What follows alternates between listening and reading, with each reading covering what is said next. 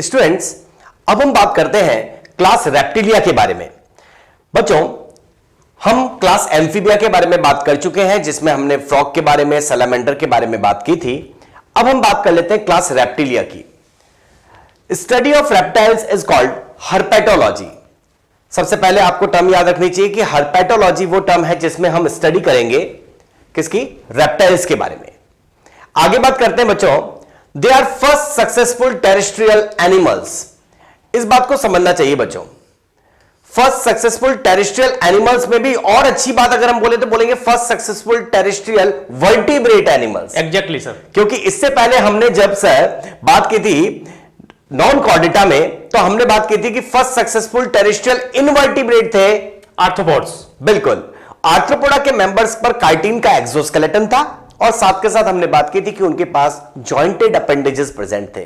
Cuticle वहां present था, jointed appendages थे। जी सर। तो इस वजह से वो वेल डेवलप्ड, हमने बताया था कि अर्थ के ऊपर सबसे ज्यादा आर्थ्रोपोड्स सर्वाइव क्यों कर पा रहे हैं?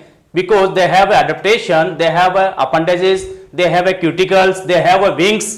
That's why they are successful invader in the terrestrial habitat. Exactly, इसीलिए हमने उनको कहा था फर्स्ट सक्सेसफुल टेरेस्ट्रियल इनवर्टिब्रेट। लेकिन अब हम जिस क्लास की बात कर रहे हैं वो है क्लास रेप्टिलिया, और क्लास रेप्टिलिया के मेंबर्स है first successful terrestrial vertebrate animals. और ऐसा क्यों है? जैसे जैसे हम रेप्टाइल्स में आगे बढ़ते जाएंगे पता चलता जाएगा। लेकिन एक कंफ्यूजन जो होता है सर बच्चों को कि फर्स्ट टेरेस्ट्रियल वर्टिब्रेट और सक्सेसफुल टेरेस्ट्रियल वर्टिब्रेट अलग है। एक्चुअल में यदि बात करें हम यहां पर, तो एम्फीबियंस जो थे, फ्रॉग्स वगैरह हैं, एम्फीबियंस वाटर से बाहर आ चुके थे, लैंड पर आ गए थे, पर उन्हें अभी भी रिप्रोडक्शन के लिए वाटर में जाना होता था। क्लियर? क्योंकि उनके एग जो थे वो क्लोडोइक एग नहीं थे। ओके, तो उनको वाटर में जाना होता था। तो we are saying that amphibians वो पानी से बाहर आ गए थे, but they are not successfully survive on land. Okay, and here in reptiles we are saying that they are the first successful terrestrial animal. इसलिए कह रहे हैं क्योंकि ये लैंड पे आ गए थे और इनके एग भी क्लोडिक एग हो गए थे, एडेप्टेशन आ गया, यहाँ क्लोडिक एग हो गए। इनको रिप्रोडक्शन के लिए भी वापस वाटर में जाने की रिक्वायरमेंट नहीं थी, इसलिए हम इनको कह रहे हैं they are the first successful terrestrial animal. बिल्कुल बिल्कुल।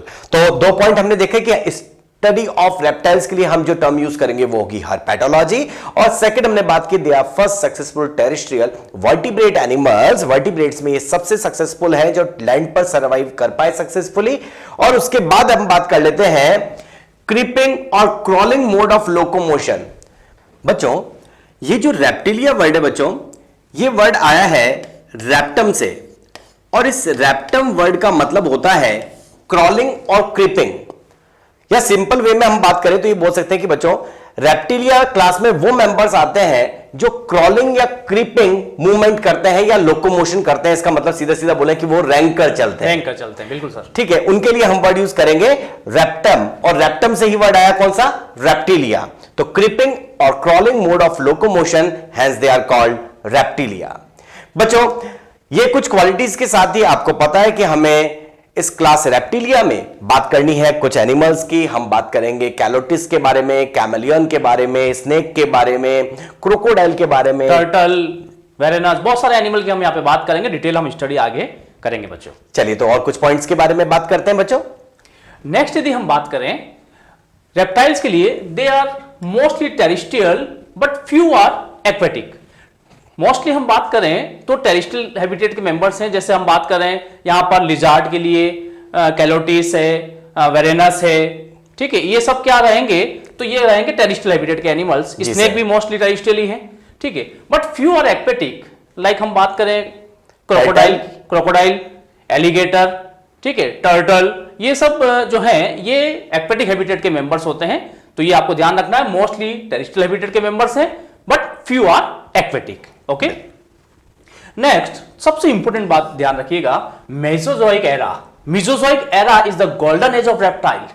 यानी कि मेसोजोइक एरा में रेप्टाइल बहुत ज्यादा वेल डेवलप थे, काफी ज्यादा डेवलपमेंट हुआ था मेसोजोइक एरा में रेप्टाइल्स का।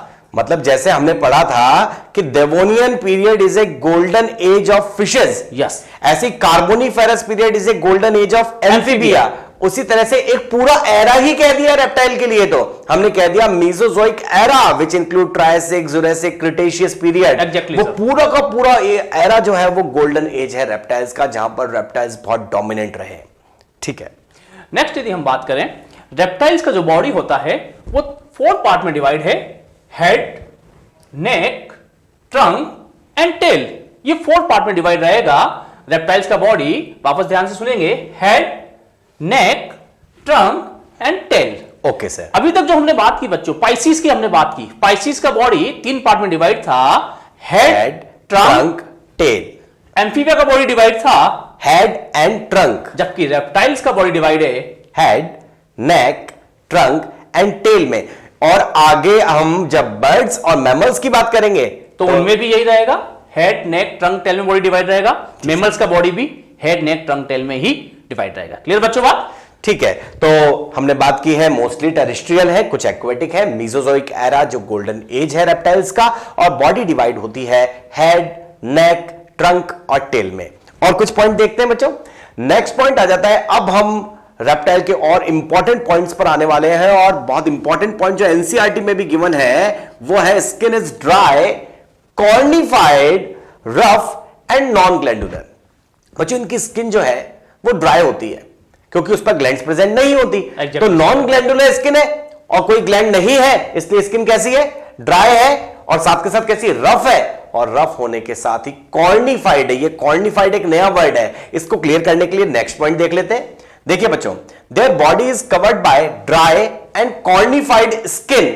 वापस से वही पॉइंट आ गया, ड्राई होती है और कॉर्निफाइड स्किन होती है। और क्या होगा? एपिडर्मल स्केल्स और स्क्यूट्स फॉर्म एक्सोस्केलेटन। इनका एक्सोस्केलेटन एपिडर्मल स्केल्स का और स्क्यूट्स का बना होता है। और ये एपिडर्मल स्केल्स और स्क्यूट्स के बारे में क्या बोलेंगे? They are horny epidermal scales और बोनी स्क्यूट्स और बोनी प्लेट्स। मतलब कुल मिला के बात कर लेते हैं कि इनकी स्किन पे ग्लैंड्स नहीं है, स्किन ड्राई है, रफ है, कॉर्निफाइड है, और वो स्किन जो है उस पर एपिडर्मल स्केल्स और स्क्यूट्स होते हैं। और ये एपिडर्मल स्केल्स और स्क्यूट्स जो है वो इनका क्या बना रहे हैं? एक्सोस्केलेटन। डायग्राम में देखिए बच्चे इस बात को। आप देखिए, ये जो स्नेक है, इस स्नेक की बॉडी पर आपने ये स्केल्स देखे? ये स्केल्स जो है ये कैसे हैं? एपिडर्मल स्केल्स हैं। बच्चों यहां पर कंफ्यूज बिल्कुल नहीं होना है कि स्केल्स तो फिशेज में भी होते हैं, फिशेज में भी स्केल्स थे। एग्जैक्टली। पर वहां जो स्केल्स थे वो डर्मल स्केल्स थे। बिल्कुल। और रेप्टाइल्स के अंदर जो स्केल्स हैं वो एपिडर्मल स्केल्स हैं। So don't be confuse there. Pisces में डर्मल स्केल्स होते हैं, जबकि रेप्टाइल्स में एपिडर्मल स्केल्स होते हैं। और एम्फीबिया में स्केल्स नहीं होते, स्केललेस है वो तो। ठीक है। और अब देखिए, ये तो आपको यहां पर इस डायग्राम में एपिडर्मल स्केल्स दिख रहे हैं, लेकिन जब मैं इस डायग्राम की बात कर लेता हूं, ये क्रोकोडाइल के डायग्राम की बात कर लेता हूं, तो यहां पर आपको ये कॉर्निफाइड स्किन दिख रही है। ये बॉनी स्क्यूट्स जो आपको दिखाई दे रहे हैं बच्चों, यहां पर ये बॉनी स्क्यूट्स यहां रहते हैं। ये रफ हैं, ड्राई हैं, कॉर्निफाइड इसको अपन कह सकते हैं। क्लियर? तीसरी बात यदि कह रहे हैं, आपको ये टर्टल का डायग्राम दिखाई दे रहा है, इसमें भी आपको एक्सोस्केलेटन दिखाई दे रहा है। ये जो एक्सोस्केलेटन है ये बॉनी एक्सोस्केलेटन होता है। आर्मोर्ड अपन इसको बोलते हैं, आर्मोर्ड यानी एक कवच। बिल्कुल तो बॉनी एक्सोस्केलेटन है और इसमें अपर जो शीट है, ये जो पार्ट है, इसको हम कहेंगे केरापेस। कैरापेस। केरापेस। और नीचे वाली जो प्लेट होगी इसे हम कहेंगे प्लेस्ट्रॉन। और ये दोनों किसके बने होंगे? तो ये बने होते हैं बोन्स। बोनी हम कह रहे हैं, बॉनी एक्सोस्केलेटन अभी बताया सर ने, बॉनी प्लेट्स।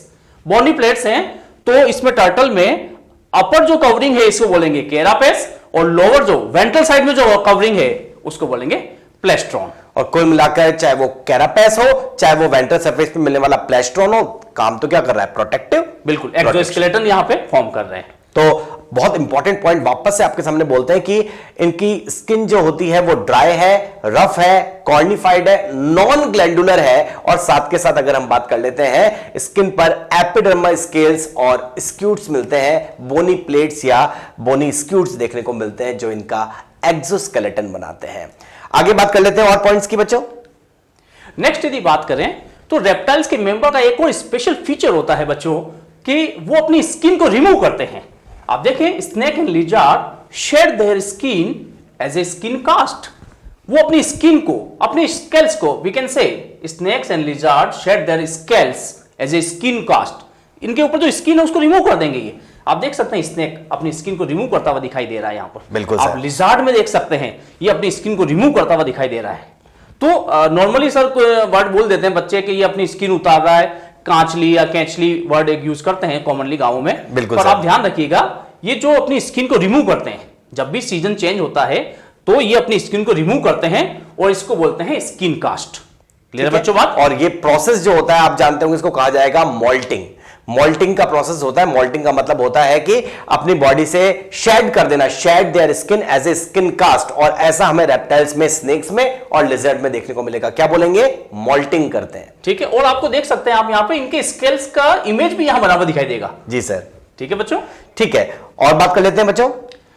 नेक्स्ट यदि हम बात करें, यहां पर जो लिम्स होते हैं, लिम्स यहां पर 2 पेयर लिम्स हैं, 2 फॉर लिम होंगे और 2 हैंड लिम होंगे।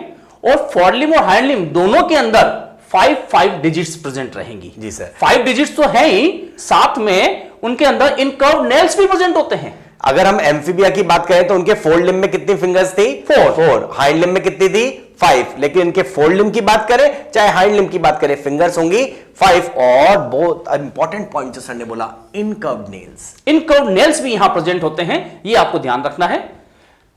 यहां पर दूसरी बात करें, a complete alimentary canal is present there. और कंप्लीट एलिमेंट्री कैनाल का क्या मतलब होता है बच्चों?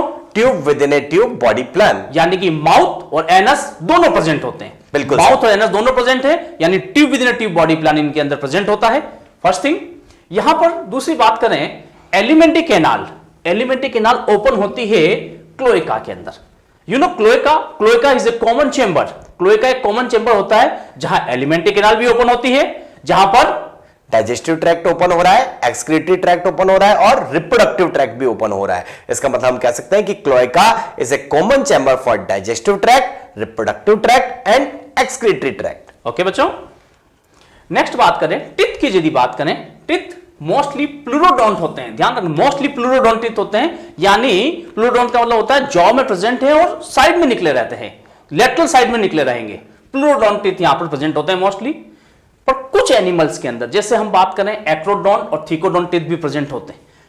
हम बात करें स्नैक्स के लिए, स्नैक के अंदर एक्रोडोन टिथ प्रेजेंट रहेंगे। जी सर। और थीकोडोन टिथ क्रोकोडाइल में। क्रोकोडाइल में। थीकोडोन का मीनिंग क्या होता है बच्चों? बोन के अंदर सॉकेट होता है, उसके अंदर टिथ प्रेजेंट होते हैं। जैसे हमारे अंदर भी थीकोडोन टिथ हैं, और रेप्टाइल्स में क्रोकोडाइल जो है उसमें भी थीकोडोन टिथ होते हैं। एक डायग्राम से और थोड़ा समझ लेते हैं इसको, और क्लियर हो जाएगा बच्चों को। अब देखिए बच्चों, सबसे पहले एलिमेंट्री कैनाल की हम बात करते हैं। एलिमेंट्री कैनाल में ये आपको माउथ दिखाई दे रहा है। माउथ पीछे कहां ओपन होगा? Buccal cavity. Buccal cavity open होगी कहां पर? फेरिंग्स। फेरिंग्स पीछे ओपन होगा कहां पर? ईसोफेगस। ईसोफेगस एक बैग लाइक स्ट्रक्चर में ओपन होता है, और इस बैग लाइक स्ट्रक्चर को हम कहेंगे स्टमक। स्टमक से फिर यहां से आप देख सकते हैं क्या इवोल्व हो रही है? इंटेस्टाइन। और ये इंटेस्टाइन पीछे ओपन होती है कहां पर? क्लोएका में। अभी आपको बताया इंटेस्टाइन कहां ओपन होती है? क्लोएका के अंदर ओपन होती है। और ये क्लोएका फिर क्लोएकल अपर्चर के थ्रू बाहर की तरफ ओपन होता है। एग्जैक्टली। तो ये आपको ध्यान रखना है।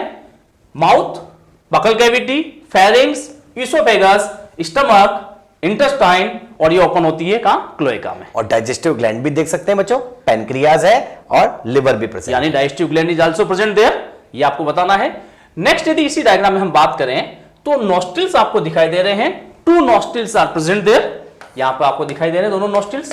क्या बोला जाएगा बच्चों? कौन सी कंडीशन? डायराइनस कंडीशन। क्लियर है बच्चों?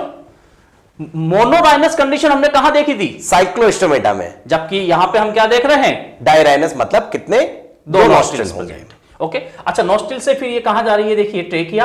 ट्रेकिया से एयर जाएगी किसमें? लंग्स के अंदर। ये लंग्स आप देख सकते हैं यहां पर। क्लियर है? तो ये भी आपको ध्यान रखना है बच्चों। यहां पर एक और इंपॉर्टेंट बात, अभी आपको कहा फोरलिम और हैंडलिम दोनों के अंदर कितनी डिजिट्स होंगी? 5 डिजिट्स होंगी। और इसके साथ में इनकर्व्ड नेल्स भी यहां प्रेजेंट होते हैं। आप देख सकते हैं इनकर्व्ड नेल्स भी यहां आपको दिखाई दे रहे हैं। क्लियर है बच्चों बात? तो ये आपको ध्यान रखना है। फोरलिम और हैंडलिम दोनों में 5 डिजिट्स हैं। इनकर्व्ड नेल्स प्रेजेंट हैं। एलिमेंट्री कैनाल कंप्लीट है, यानी tube within a tube body plan रहेगा। Yes sir. Alimentary canal open होगी कहां पर? क्लोएका में। Cloaca is a common chamber for digestive tract, reproductive tract and excretory tract. Okay, और teeth कैसे रहेंगे? मोस्टली प्लूरोडोंट, बट इन कुछ members में एक्रोडोंट और थिकोडोंट। थिकोडोंट किसमें बताए? क्रोकोडाइल। ओके, तो ये आपको ध्यान रखना है बच्चों। और आप ये डायग्राम में सारी चीजें देख चुके हैं बच्चों, जिसमें आपको हेड, नेक, ट्रंक और टेल भी दिख रही है और इनकर्व्ड नेल्स भी दिख रहे हैं और tube with tube body plan को शो करने वाला और रेस्पिरेटरी ट्रैक्ट को भी शो करने वाला ये डायग्राम आपको क्लियरली विजिबल हो रहा है। और कुछ पॉइंट देखते हैं बच्चों। अब बात कर लेते हैं बच्चों, जो हम पॉइंट पहले भी डिस्कस कर चुके हैं, वही है दे आर कोल्ड ब्लडेड, या फिर हम क्या बोलेंगे, पोइकिलोथर्मल। हम बच्चों बात कर चुके हैं कि कोल्ड ब्लडेड एनिमल्स वो एनिमल्स हैं जिनमें body temperature vary according to climate, climate के अकॉर्डिंग बॉडी टेम्परेचर चेंज होता रहता है। हम जानते हैं अच्छे से कि जो बर्ड्स हैं और जो मैमल्स हैं वो क्या है, वार्म ब्लडेड। बच्चे ट्रिक याद है ना आप लोगों को, BMW, बर्ड्स मैमल्स क्या थे, वार्म ब्लडेड थे। इसके अलावा कोई भी आपसे वर्टिब्रेट पूछा जा रहा है तो आप क्या बोलेंगे, वो कैसे हो जाएंगे, कोल्ड ब्लडेड, कोल्ड ब्लडेड हो जाएंगे। तो अगर हम बात कर लेते हैं कि ये भी कोल्ड ब्लडेड है, इसका मतलब they unable to maintain their body temperature according to change in climate और सराउंडिंग। इसीलिए ये अपने बॉडी टेम्परेचर को मेंटेन नहीं रख पाते और क्या कहलाते हैं, पोइकिलोथर्मल। यानी कि हम ऐसा कह सकते हैं, reptiles they are unable to maintain their body temperature constantly through the year. बिल्कुल sir. They change their body temperature according to the environment, environment में चेंजेस के अकॉर्डिंग ये अपनी बॉडी टेम्परेचर को चेंज कर सकते हैं। That's why they are considered as a cold blooded animal और also known as the poikilotherm animal. Human being is a warm blooded and the birds is also warm blooded या homeothermal. Okay बच्चों, ठीक है। Next point देखते हैं बच्चों, respiration. Respiration की अगर हम बात करें तो इनमें आपको रेस्पिरेशन मिलेगा हमेशा किससे, लंग्स से रेस्पिरेशन होगा। अभी हमने डायग्राम में देखा था इससे पहले। हम जानते हैं बच्चों मोस्टली टेरेस्ट्रियल है, और टेरेस्ट्रियल है तो किससे करेंगे रेस्पिरेशन, अपने लंग्स से करेंगे। जबकि हमने इससे पहले क्लास एम्फीबिया की बात की तो हमें पता चला था कि वो तो अपनी स्किन से भी रेस्पिरेशन कर रहे थे, बक्कोफेरेंजियल रेस्पिरेशन भी हो रहा था और पल्मोनरी रेस्पिरेशन लंग्स की हेल्प से भी हो रहा था, और लार्वा के पास क्या थे, गिल्स। एग्जैक्टली। लेकिन अगर हम यहां बात करें तो यदि हम बात कर रहे हैं चाहे टेरेस्ट्रियल हो चाहे एक्वेटिक हो, ये रेस्पिरेशन किससे करेंगे, लंग्स से ही करेंगे। ऐसा नहीं है कि एक्वेटिक है तो उनमें गिल्स होंगे, ऐसा नहीं बच्चों। हम कह रहे हैं चाहे टेरेस्ट्रियल हो चाहे एक्वेटिक हो, इनमें रेस्पिरेटरी ऑर्गन क्या रहेगा, लंग्स। ठीक है, आगे बात कर लेते हैं। नेक्स्ट आ जाता है, heart is usually 3 chambered heart होगा, लेकिन बहुत इंपॉर्टेंट पॉइंट है, 4 chambered heart present in crocodiles. Crocodiles में 4 चैम्बर्ड हार्ट होता है, जिसमें 2 ऑरिकल्स और 2 वेंट्रिकल्स होते हैं। लेकिन अगर हम बात करें यूजुअली, अगर आपसे पूछा जाए कि रेप्टाइल्स का हार्ट कैसा है तो आप बोलेंगे 3 चैम्बर्ड हार्ट। अभी आपके सामने बन रहा है, सर बना रहे हैं एक हार्ट।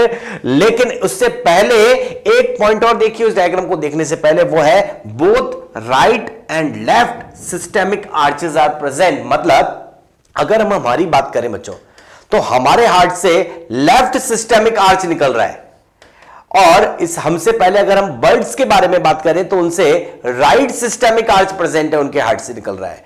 लेकिन उससे पहले रेप्टाइल की बात करें तो उनमें both right and left systemic arch are present. अब इस बात को आप एक डायग्राम में देखिए, 3 चैम्बर्ड हार्ट भी और सिस्टेमिक आर्च भी, ये दोनों को शो करने वाला डायग्राम जो है, इसको अब हम अच्छे से समझते हैं। अब यहां पर आप देखिए बच्चों, ये डायग्राम है, इसमें 3 चैम्बर्ड हार्ट आपको दिखाई दे रहा है। 2 ऑरिकल हैं, ये राइट ऑरिकल और इसको अपन कहेंगे लेफ्ट ऑरिकल। Yes sir. और एक होता है वेंट्रिकल। ठीक है, 2 ऑरिकल और 1 वेंट्रिकल, यानी 3 चैम्बर्ड हार्ट हो गया फर्स्ट थिंग। अभी सर ने एक बात बताई आपको कि both right and left systemic arc is present. अब बात करते हैं बच्चों सिस्टेमिक आर्क क्या होता है। देखिए राइट सिस्टेमिक आर्क जो है, ये राइट सिस्टेमिक आर्क इवोल्व होती है वेंट्रिकल के लेफ्ट साइड से। बिल्कुल सर। ठीक है, और लेफ्ट सिस्टेमिक आर्क होती है वेंट्रिकल के राइट साइड से। एक और इंपॉर्टेंट बात, इस राइट सिस्टेमिक आर्क में ऑक्सीजनेटेड ब्लड होता है, जबकि लेफ्ट सिस्टेमिक आर्क में मिक्स्ड ब्लड होता है। क्लियर बच्चों बात? और ये इस प्रकार से क्रॉस करती है एक दूसरे को, इस प्रकार से क्रॉस एक्स लाइक स्ट्रक्चर बनाती है। तो क्या कह रहे हैं यहां पर, right and left systemic arc present होती है। ध्यान रखिएगा, दोनों सिस्टेमिक आर्क हैं। राइट सिस्टमिक आर्क कहां से निकल रही है? वेंट्रिकल के लेफ्ट साइड से। और लेफ्ट सिस्टमिक आर्क कहां से इवॉल्व हो रही है? वेंट्रिकल के राइट साइड से। राइट सिस्टमिक आर्क में कौन सा ब्लड होगा? ऑक्सीजनेटेड। लेफ्ट सिस्टमिक आर्क में कौन सा ब्लड होगा? Mix blood. ये बात याद रखेंगे। क्लियर है बच्चों बात? ठीक है, तो ये बहुत इंपॉर्टेंट पॉइंट आपको सर ने बताया है, और ये बात याद रखना चाहिए कि 3 चैम्बर्ड हार्ट हमें बोलना चाहिए रेप्टाइल्स में, लेकिन अगर आपसे क्रोकोडाइल का हार्ट पूछे तो आपको कहना चाहिए 4 चैम्बर्ड हार्ट प्रेजेंट होता है। और मैंने जैसा बताया वैसा ही याद रखें कि हमारे पास लेफ्ट सिस्टेमिक आर्च है, हमसे पहले वाले हम बोल सकते हैं मैमल्स के पास लेफ्ट सिस्टेमिक आर्च है, हमसे पहले जो हम बात कर रहे हैं एव्स के बारे में उनके पास राइट सिस्टेमिक आर्च है, और उससे पहले जो हम बात कर रहे हैं क्लास रेप्टिलिया की उनके पास दोनों है right and left systemic arch है। ठीक है, एक और पॉइंट जो एम्फीबिया में भी हम देख चुके हैं वही आरबीसी इनकी भी कैसी है, ओवल शेप और कैसी है, न्यूक्लिएटेड, जबकि हमारी आरबीसी इन्यूक्लिएटेड है, इनकी होगी Oval shape and nucleated RBC. और कुछ पॉइंट देखते हैं बच्चों आगे। यहां पर यदि बात करें कि 1 pair of metanephric kidney present होती है बच्चों फॉर एक्सक्रीशन के लिए इनमें किडनी रहेगी मेटानेफ्रिक।